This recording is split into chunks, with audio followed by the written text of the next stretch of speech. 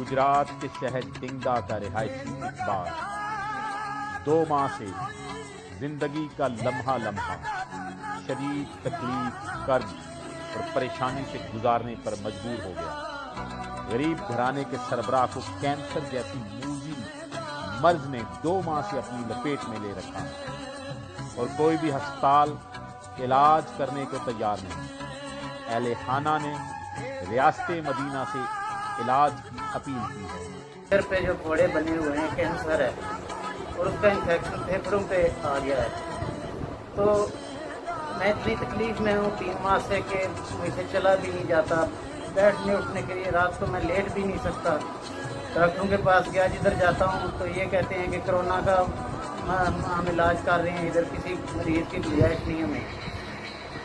उधर गए हम शौकत खानम में लाहौर, पता नहीं कहाँ से हम उधार उठा के अपने किराए भर के गए हैं। तो उधर से उन्होंने बात ही नहीं की, कहते हैं कि बात इधर गुंजाइश ही नहीं है, हम इधर मरीज़ नहीं ले सकते, यहाँ कोई भी मरीज़ नहीं ले सकते। DHU जेलम में गया, उधर डॉक्टर ने मुझे रेफ़र किया होली फैमिली रावलपिंडी, वहाँ से कुछ टेस्ट होने थे।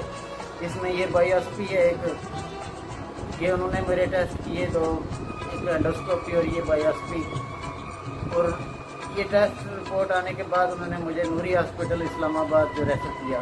नूरी में हम गए तो वो बात करने के लिए तैयार नहीं। वो कहते हैं कि जब तक कोरोना का ये मसला है हम कोई मरीज़ नहीं ले सकते। गुजरात के करीबी शहर टिंगा के रिहायशी इकबाल अहमद का घराना 2 माह पहले तक खुशगवार जिंदगी गुजार रहा था, लेकिन जब फेफड़ों और जिगर के कैंसर ने इकबाल को अपनी लपेट में लिया तो उस घराने की जमा पूंजी इलाज मुआवजा में खर्च हो गई। ना इकबाल को आराम आया और घर का राशन भी खत्म हो गया। इस खानदान ने कभी लाहौर कभी इस्लामाबाद इलाज के लिए अस्पतालों के धक्के खाए, लेकिन कोरोना वबा की वजह से किसी भी अस्पताल ने दाखिल करने से इनकार कर दिया और उसकी बीमारी दिन ब दिन बढ़ती गई।